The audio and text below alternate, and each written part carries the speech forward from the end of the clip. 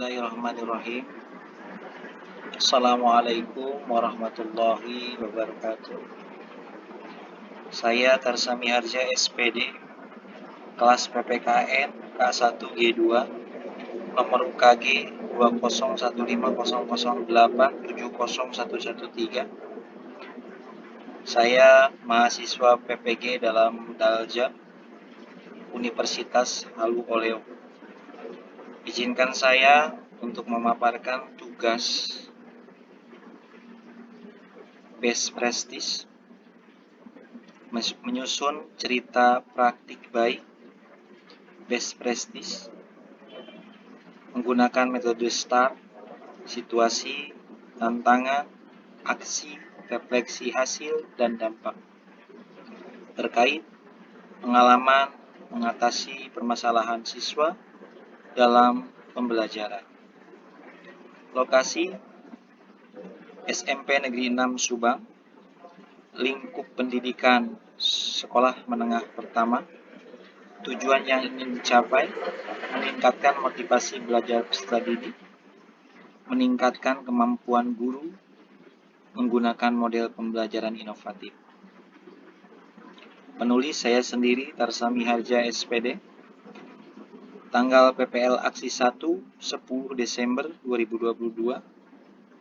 Aksi 2, tanggal 31 Desember 2022. Situasi kondisi yang menjadi latar belakang masalah. Mengapa praktik ini penting untuk dibagikan? Apa yang menjadi peran dan tanggung jawab Anda dalam praktik ini? Situasi latar belakang permasalahan.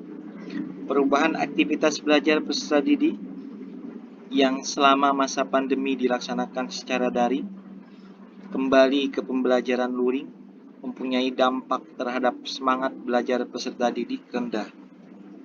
Terjadi hilangnya literasi dan numerasi pada saat pembelajaran daring, mengakibatkan banyak perubahan sikap pada peserta didik yang berdampak pada pembelajaran, serta faktor internal guru yang kurang mengapresiasi atau memberikan reward pada peserta didik yang berani bertanya, mengungkapkan pendapat, atau menanggapi pendapat, sehingga peserta didik tersebut kurang termotivasi untuk lebih berperan aktif lagi selama proses pembelajaran. Kondisi yang menjadi latar belakang rendahnya semangat belajar peserta didik antara lain: motivasi peserta didik rendah, keaktifan peserta didik dalam bertanya, mengungkapkan pendapat, dan menanggapi pendapat selama proses pembelajaran PKN cenderung rendah. Guru belum memanfaatkan model pembelajaran yang inovatif. Selanjutnya, masih banyak tenaga pengajar belum sepenuhnya memahami model dan metode pembelajaran yang digunakan selama pembelajaran. Guru terbiasa dengan metode ceramah yang monoton dan tidak tahu model pembelajaran apa yang harus digunakan saat kegiatan belajar di kelas, sehingga banyak peserta didik merasa jenuh, bosan, dan kurangnya semangat peserta didik di dalam proses pembelajaran di kelas. Mengapa ini penting untuk dibagikan? Praktik pembelajaran ini menurut saya sangat penting untuk dibagikan, karena saya kira banyak rekan guru juga yang mengalami permasalahan yang sama dengan permasalahan yang saya alami, sehingga praktik ini diharapkan selain memotivasi diri saya sendiri, juga diharapkan bisa menjadi referensi bagi guru yang lain. Peran dan tanggung jawab kita pribadi dan profesi, sehingga pengajar secara pribadi banyak hal terjadi yang menjadi pembelajaran serta menjadikan motivasi untuk terus mengalami kemampuan diri dalam rangka perbaikan mengajar di kemudian hari. Selain itu, tanggung jawab sebagai pengajar adalah bagaimana cara totalitas menciptakan suasana pembelajaran yang menyenangkan bagi peserta didik dengan harapan dapat menumbuhkan motivasi belajar peserta didik dengan segala permasalahan yang ada. Tantangan. Apa saja yang menjadi tantangan untuk mencapai tujuan tersebut? Siapa saja yang terlibat? Apa yang menjadi tantangan dalam mencapai tujuan tersebut? Setelah dilakukan identifikasi masalah dengan menggunakan kajian literatur, hasil wawancara, serta refleksi, maka beberapa tantangan yang terjadi adalah faktor internal, yaitu faktor yang bersumber dari dalam diri peserta didik, seperti kondisi jasmani dan rohani, cita-cita atau apresiasi kemampuan peserta didik, dan perhatian. Faktor eksternal, yaitu faktor yang bersumber dari luar diri peserta didik, seperti kondisi lingkungan peserta didik, unsur-unsur dinamis dalam belajar, dan upaya guru dalam mengelola kelas. Tantangan dari peserta didik berdampak sekali pada proses pembelajaran di sekolah. Adapun tantangan yang dihadapi guru yaitu yang pertama, model pembelajaran yang dilakukan oleh guru belum relevan dengan kebutuhan peserta didik. Yang kedua, metode pembelajaran yang dilakukan oleh guru kurang bervariatif atau monoton, sehingga menimbulkan rasa bosan pada peserta didik. Berdasarkan tantangan tersebut di atas, bahwa tantangan yang dihadapi melibatkan guru dari sisi kompetensi yang harus dimiliki guru, yaitu kompetensi pedagogik dan profesional, sedangkan dari peserta didik adalah semangat belajar. Siapa saja yang terlibat, yang terdampak, dan yang memungkinkan berkontribusi. Adapun yang terlibat dan ikut berkontribusi adalah proses kegiatan. Dalam proses kegiatan ini tentunya peserta didik secara langsung, kepala sekolah, wakasek kurikulum, rekan guru sejawat, dosen pembimbing, serta guru pamong yang dengan kerelaan hati membimbing dan mengarahkan demi kelancaran kegiatan ini. Aksi langkah-langkah apa saja yang dilakukan untuk menghadapi tantangan tersebut? Strategi apa yang digunakan? Bagaimana prosesnya? Siapa saja yang terlibat? Apa saja sumber daya atau materi yang diperlukan untuk melaksanakan strategi ini? Langkah-langkah apa saja yang dilakukan untuk menghadapi tantangan tersebut? Strategi apa yang digunakan? Bagaimana prosesnya? Langkah-langkah yang dilakukan oleh saya untuk menyelesaikan dan menjawab tantangan di atas adalah: yang pertama, berkaitan dengan media pembelajaran. Strategi yang dilakukan dalam pemilihan media pembelajaran adalah saya menggunakan media konkret yang ada di sekolah yang diintegrasikan dengan TIPAX, sehingga peserta didik lebih mudah memahami materi yang disampaikan. Proses pembuatan media dimulai dari mempelajari materi yang akan dibuat medianya melalui PowerPoint atau PPT.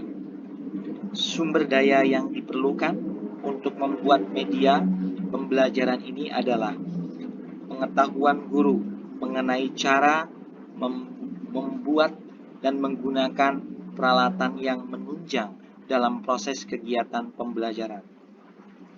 Berkaitan dengan model pembelajaran, strategi yang dilakukan guru adalah problem-based learning, yaitu pembelajaran yang menggunakan berbagai kemampuan berpikir dari peserta didik secara individu maupun kelompok untuk mengatasi permasalahan sehingga pembelajaran bermakna, relevan, dan kontekstual.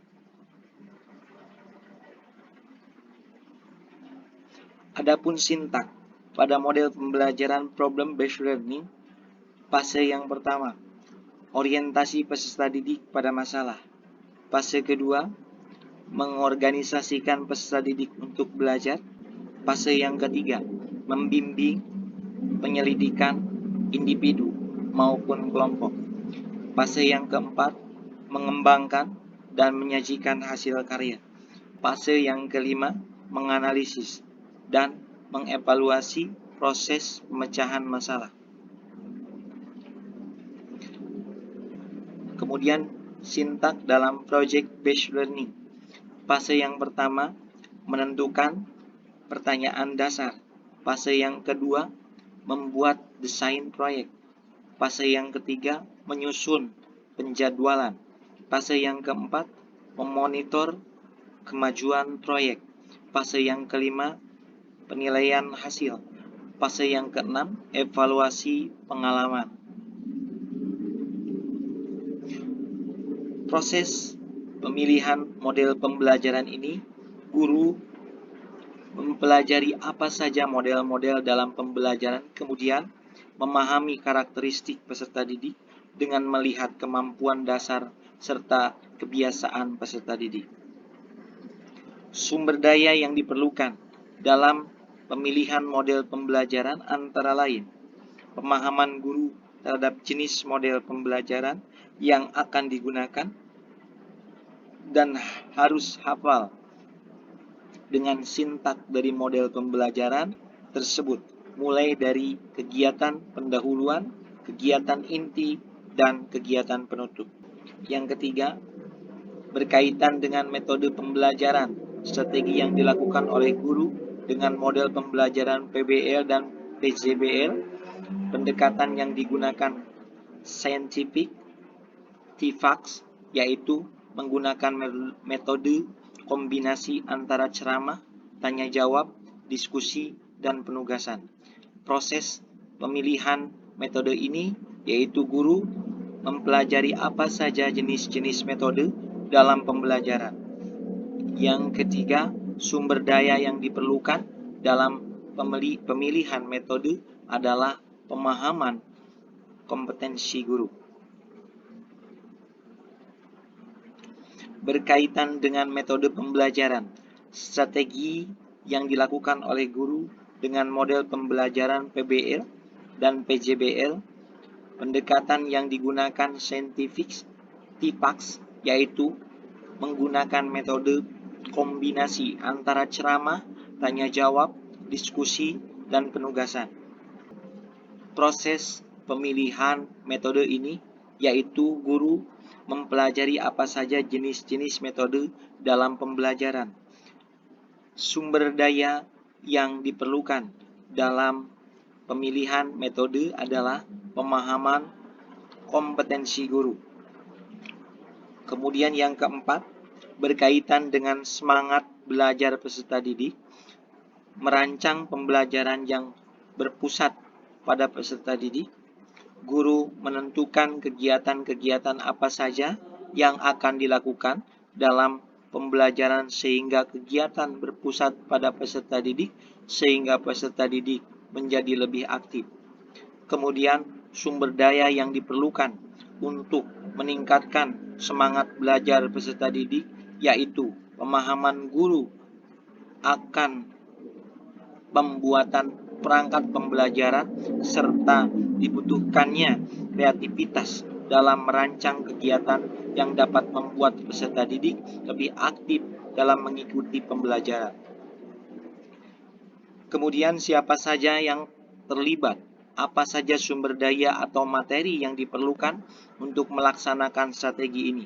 Pihak yang terlibat adalah peserta didik satu kelas, guru rekan sejawat yang ditunjuk membantu proses perekaman video, dan tentunya segala perlengkapan peralatan kegiatan perekaman yang harus dipersiapkan sebelum digunakan.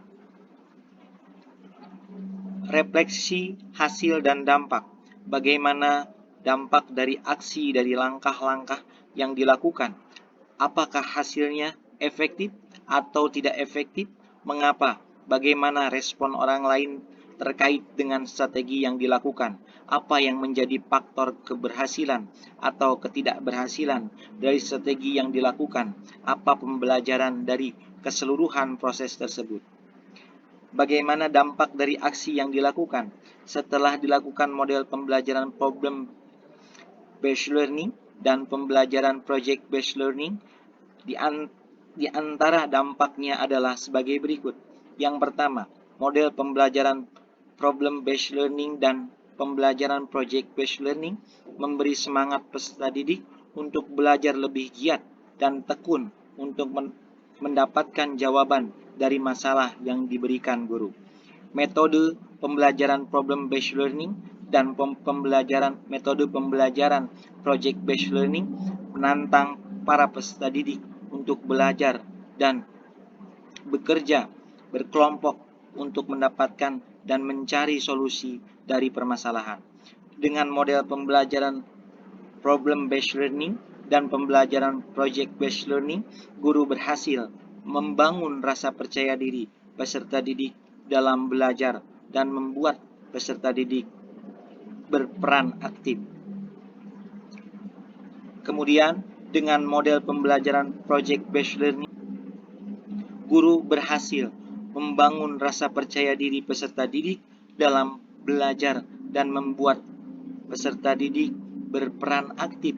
Kemudian peserta didik mampu mengakumulasikan serta menyajikan hasil telaah dan identifikasinya melalui hasil produk kerja kelompok dan diskusi. Apakah hasilnya efektif atau tidak efektif? Mengapa? Dampak dari aksi dan langkah-langkah yang dilakukan dirasa efektif dan dapat dilihat dari yang pertama, menggunakan media berbasis TIFAX, technological, pedagogical, and content knowledge dalam pembelajaran berupa PowerPoint, video, dan gambar pembelajaran sangat membantu pemahaman peserta didik. Dibuktikan dengan hasil evaluasi peserta didik memperoleh nilai KKM ke atas. Yang kedua, memilih model pembelajaran problem based learning dan pembelajaran project based learning dapat menumbuhkan berpikir kritis peserta didik. Terlihat dari tanggapan dan keseluruhan proses tersebut, jawaban yang dilontarkan peserta didik saat proses pembelajaran. Kemudian yang ketiga, pemilihan model pembelajaran problem based learning dan pembelajaran project based learning dapat menumbuhkan berpikir kritis peserta didik. Terlihat dari tanggapan dan keseluruhan proses tersebut, jawaban yang disajikan peserta didik saat proses pembelajaran. Yang keempat, pemilihan metode yang variatif sangat efektif untuk meningkatkan keaktifan peserta didik. Terlihat dari kegiatan peserta didik saat pembelajaran. Yang kelima, kegiatan pembelajaran yang berpusat pada peserta didik dapat meningkatkan keaktifan saat proses pembelajaran sehingga peserta didik bersemangat untuk belajar. Bagaimana respon orang lain terkait dengan strategi yang dilakukan? Respon dari rekan guru di sekolah sangat baik dan mendukung apabila terkait pemanfaatan peralatan teknologi pada proses kegiatan belajar mengajar sehingga menjadikan peserta didik bersemangat dalam belajar. Apa yang menjadi faktor keberhasilan atau ketidakberhasilan dari strategi yang dilakukan? Faktor keberhasilan pembelajaran ini dikarenakan penguasaan guru terhadap metode pembelajaran, media pembelajaran, model pembelajaran, dan langkah-langkah pada rencana pelaksanaan pembelajaran yang sudah dibuat. Apa pembelajaran dari keseluruhan proses tersebut? Pembelajaran yang dapat diambil dari proses dan kegiatan yang sudah dilakukan adalah sebaiknya guru lebih kreatif dan inovatif dalam memilih media pembelajaran, model pembelajaran, metode pembelajaran, agar proses belajar mengajar sesuai dengan tujuan yang diharapkan. Guru harus lebih memperhatikan kegiatan penutup dalam hal menyimpulkan materi pembelajaran, sehingga dari kesimpulan tersebut dapat diketahui juga tingkat penguasaan akan materi yang sudah diberikan pada peserta didik. Sudah dapat dikuasai dengan sempurna atau belum, sehingga tujuan yang diharapkan bisa tercapai. Selain itu, guru harus selalu berinovasi, meningkatkan kemampuan dengan mengikuti bimbingan dan arahan motivator, serta mengikuti pelatihan dengan konsep belajar sepanjang masa. Sehingga guru harus selalu berinovasi, menyesuaikan diri, mendidik peserta didik sesuai dengan masanya. Mungkin itu yang bisa saya paparkan. Terima kasih. Semoga apa yang saya buat ini menjadi bermanfaat, khususnya bagi diri saya sendiri, umumnya bagi yang menonton video ini. Terima kasih. Assalamualaikum warahmatullahi wabarakatuh. Salam hormat dan bakti saya, Tarsami Harja, SPD.